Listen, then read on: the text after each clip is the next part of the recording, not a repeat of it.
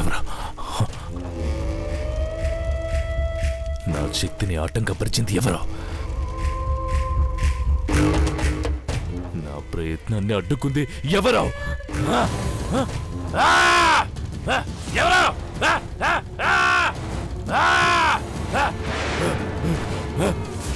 ఎక్కడికి వెళ్తున్నావు?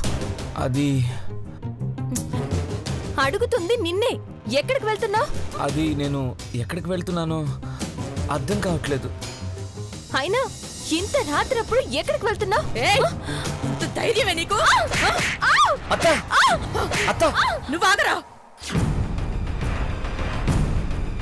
నాలుడు చేయ పట్టుకుంటావా? ఎక్కడికి? వాడిని ఎక్కడికి నీతో పాటు తీసుకెళ్తున్నావు? ఎక్కడ తీసుకెళ్తున్నావు చెప్పు. అన్నా, అన్నా, అమ్మా, వదినా, అన్నయ్య, రండి.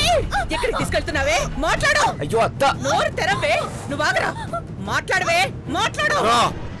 ఏమైంది? ఏం జరిగింది భద్రావతి? మన అనిరుద్ని ఈ మాయలాడి ఎక్కడికో చెయ్యి పట్టుకుని ఈడ్చుకెళ్తుందన్నా. సమయానికి నేను చూశాను కాబట్టి సరిపోయింది. ఇది వాడిని ఏదో చెయ్యాలని ఇక్కడికి వచ్చింది. సమయం చూసుకుని చెయ్యి పట్టుకుని మరి లాక్కెళ్తోంది. అసలు దీని సంగతి ఏంటో తేల్చన్నా. ఈ సమయంలో వాడిని ఎక్కడికి తీసుకెళ్తున్నావు చెప్పు. నా చెల్లి అనుమానించినప్పుడల్లా నిన్ను సమర్థిస్తూ వచ్చాను, కానీ ఇప్పుడు ప్రత్యక్షంగా చూశాక అనుమానించాల్సి వస్తుంది. చెప్పు, వాడిని ఎక్కడికి తీసుకెళ్తున్నావు? అప్పుడు ఇప్పుడు ఎప్పుడు అమ్మగారికి అనుమానమే. నేను బాబుగారిని తీసుకెళ్లడం లేదు. వారి ప్రమేయం లేకుండా వారి ఇటు వెళ్తుంటే నేనే చేపట్టుకుని ఆపాను. అబద్ధం, అబద్ధం అన్నా. అది చెప్పేది అబద్ధం. కావాలంటే మీ అల్లుణ్ణే అడగండి. ఏది అబద్ధమో ఏది నిజమో మీకే తెలుస్తుంది. అనిరుద్, తను నిన్ను తీసుకువెళ్తుందా లేక నువ్వు వెళ్తుంటే తను ఆపిందా? ఏమైందో నాకు తెలీదు నాన్న. సడన్ గా లేచాను. ఏదో నన్ను పిలిచినట్టు అనిపించింది. ఏదో రూపం మెరుస్తోంది. నేను అలాగే చూస్తూ ఆ పిలుపు వింటూ వెళ్తున్నాను. అలాగే వెళ్తుంటే తను టక్కున చేయి పట్టుకుంది.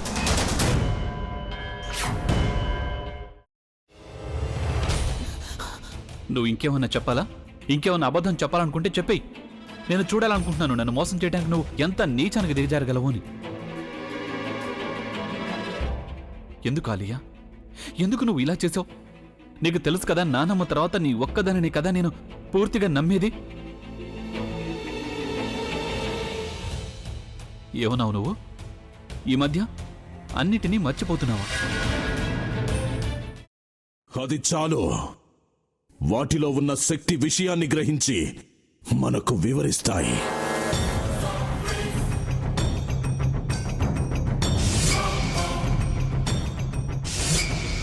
ఎవరు ఆ దండ విప్పొద్దు, గది తలుపులు తెరవద్దు.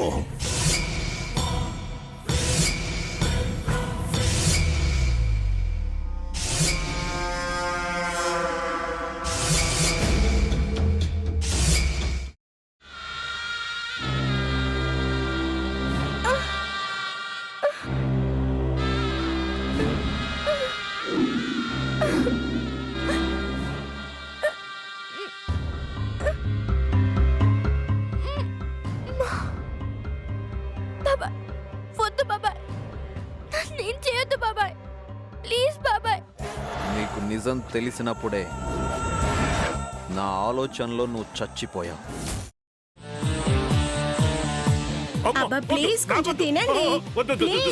భీమారావు గారు, మీరా? ఇగో మీరా కాదు, సక్కుబాయ్. అవును, మీ పనామే లేచిపోయిందని చెప్పి కంప్లైంట్ ఇచ్చినావు కదా. రేయ్, ఆయన కంప్లైంట్ ఇచ్చింది లేచిపోయిందని కాదు, కనిపించడం లేదు అని. అట్లానా? సరే మేడం. ఇడియట్. ఆ వంట మనిషి పేరేంటన్నారు? రత్తాలు మేడం. ఏం పెద్ద మంచి నీ వంట మంచిని కూడా మేడం అని పిలుస్తావా?